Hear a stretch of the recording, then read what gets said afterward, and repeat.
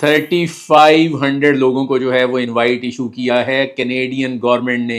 कितनी दफ़ा आपको कहा था कि अगर आप हेल्थ सेक्टर से रिलेटेड हैं, हेल्थ प्रोफेशन है आपका, तो आपके लिए कनाडा इज़ दी अपॉर्चुनिटी। अगर आप एजुकेशन सेक्टर से हैं, कनाडा इज़ दी अपॉर्चुनिटी। अगर आप BDS हैं, MBBS हैं, आप साइकोलॉजिस्ट हैं, आप फार्मासिस्ट हैं, DPT हैं, 8777 बैंड है, मास्टर्स डिग्री है, 3 साल का एक्सपीरियंस है, आपके पॉइंट्स कितने बनेंगे? 469। अगर आप मैरिड हैं, स्पाउस को इंक्लूड करके अगर आपके पॉइंट्स नीचे को आते हैं तो स्पाउस को फिलहाल एक्सक्लूड करके पॉइंट्स क्लेम करें, इनवाइट तो लें कम से कम। राउंड रन हुआ हेल्थ ऑक्यूपेशंस में, और हेल्थ ऑक्यूपेशन में जो राउंड रन हुआ है, और सोशल सर्विसेज में भी राउंड रन हुआ है, कम्युनिटी वर्कर, सोशल वर्कर के लिए, इवन उनके जो असिस्टेंट हैं उनके लिए, इन सब के लिए राउंड रन हुआ, और पॉइंट्स पता कितने पे आया है? 462, 3500, 3500 लोगों को जो है वो इनवाइट दिया गया है।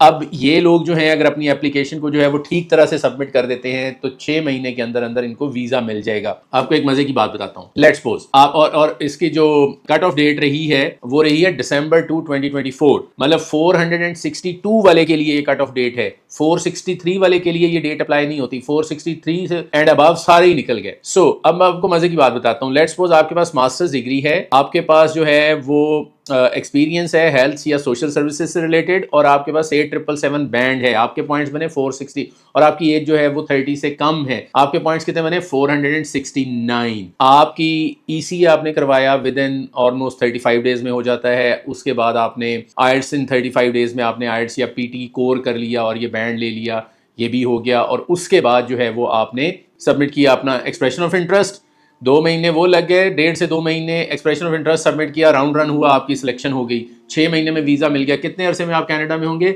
Less than a year. This is what the reality is. But again हर बंदा इसके लिए एलिजिबल नहीं है।